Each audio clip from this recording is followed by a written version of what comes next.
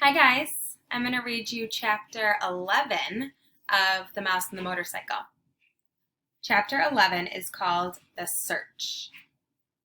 I have to go out into the hotel, Ralph informed his relatives. I've got to help the boy. Oh no, not out into the hotel, cried Ralph's mother. Not while the housekeeper is looking for mice.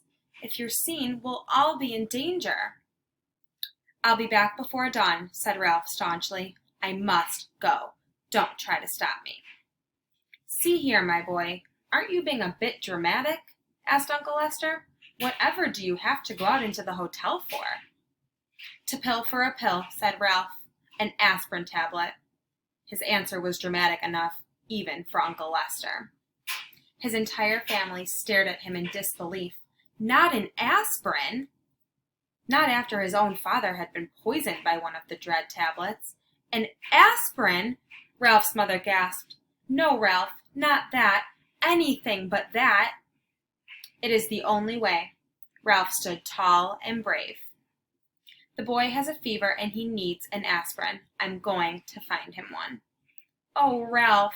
His mother hid her face in her paws. But Ralph, quavered Aunt Sissy, remember your father. You can't carry an aspirin in your cheek pouches. It would poison you. How could you get one here? I'll find a way. Ralph was outwardly steadfast in his determination, but inside he wondered how he would manage to get an aspirin into room 215 if he did find one.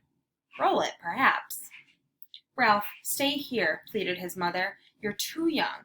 Let your Uncle Lester go. Well, now, let's talk this over, said Uncle Lester. I'm not too young, and I haven't a moment to lose. Ralph, who was really frightened by what he was about to do, also enjoyed the drama of the moment. Goodbye. I shall return before dawn. Ralph, promise me you'll be careful, pleaded his mother. Promise me you won't climb into suitcases like your Aunt Adrian. Ralph's Aunt Adrian, who liked nice things, had climbed into a suitcase to examine a nylon stocking. Someone had closed the suitcase, and Aunt Adrian had never been seen again. It was hoped she'd been carried away to a life of luxury. Promise me, Ralph, cried his mother, but her son was already on his way out the knothole. Ralph scurried across the carpet of room 215, flattened himself, and squeezed under the door. Once out in the hall, his courage ebbed. The aspirin tablet seemed a very small thing to find in such a vast place. It would be much easier to find the motorcycle. No, thought Ralph, I must not even think of the motorcycle. Ralph began to feel pretty small himself, much smaller than he had felt during his show of bravery back in the mouse nest. Down in the lobby, a clock struck 1. There was not a moment to lose. He ran to the next room, squeezed under the door, and searched under the beds and the dresser while the 2 guests slept soundly. All he found was a bobby pin. He skipped room 211 because his enemy, the little terrier, was still there, and ran on to room 209. A hurried search, frightening because of the loud and uneven snores that came from one of the beds, revealed nothing but a few pretzel crumbs, which Ralph did not have time to eat. On and on ran Ralph, down the hall, under the doors, around under beds and dressers. There was not a single aspirin tablet to be found. In one of the rooms he did see a penny that had rolled under a luggage rack, and remembered his mother's wish to leave a tip for room service. But tonight he had no time for pennies. He must press on and find an aspirin. A small doubt began to creep into Ralph's thoughts as he ran down the hall to the last room on the 2nd floor. Maybe there was no aspirin. Maybe he was risking his life and the lives of his family for nothing. But Ralph pushed the thought aside. He would not let himself become discouraged.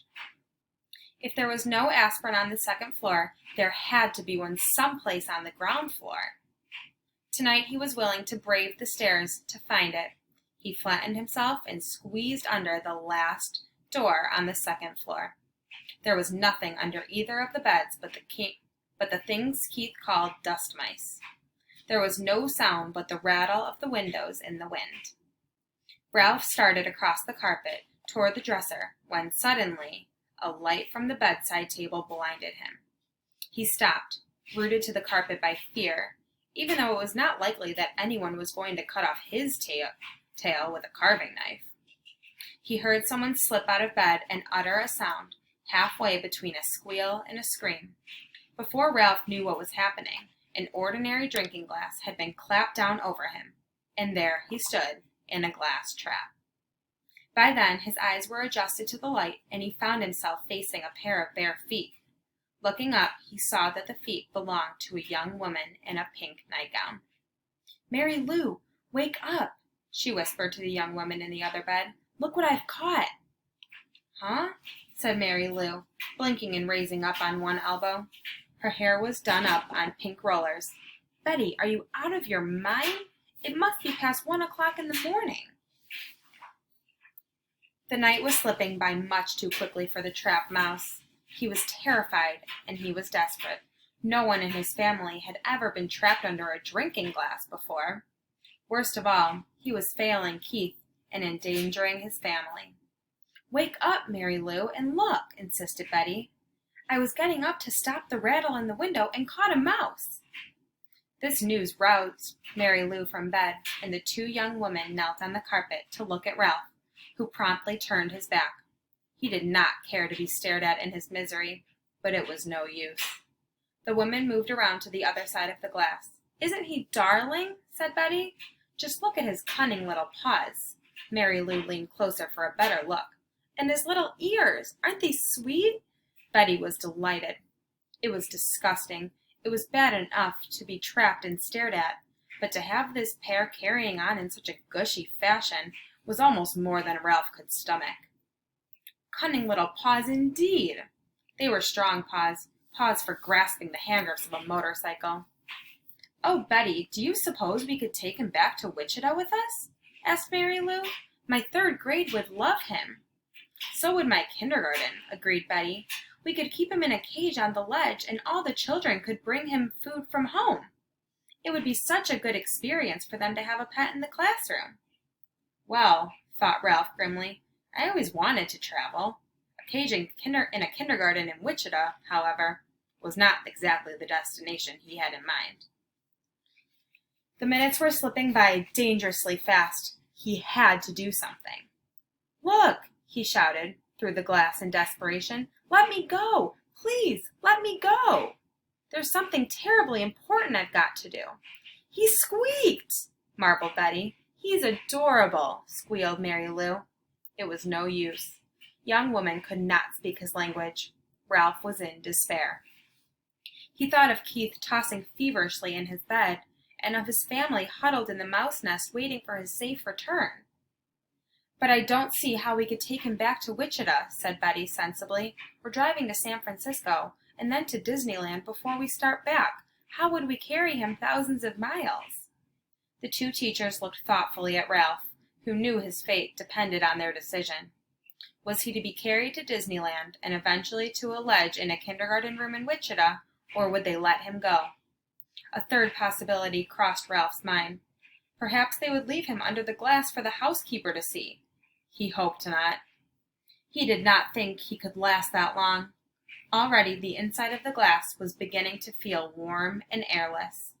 "I suppose we really shouldn't turn him loose in the hotel," said Mary Lou. "Mice are pests, even if they are cute." The teacher not only destroyed Ralph's hopes, she hurt his feelings as well, calling him a pest when he was on an errand of mercy.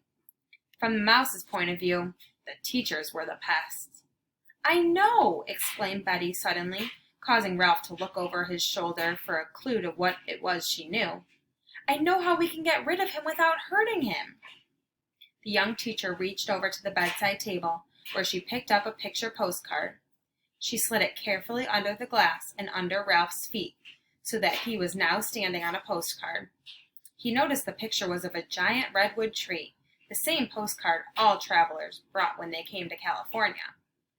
"Now what are you going to do?" asked Mary Lou. "Watch." Betty carefully lifted the postcard, Ralph and the glass, and walked across the room.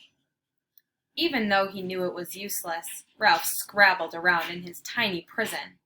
He was afraid she was taking him toward the wash basin. He had heard of mice being drowned by people who did not like traps. The teacher walked not to the wash basin, but to the open window.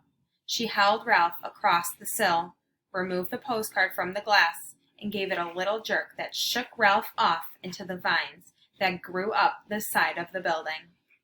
"There," she said, and closed the window, leaving Ralph clinging to a vine high above the ground. Here's Ralph on the vine.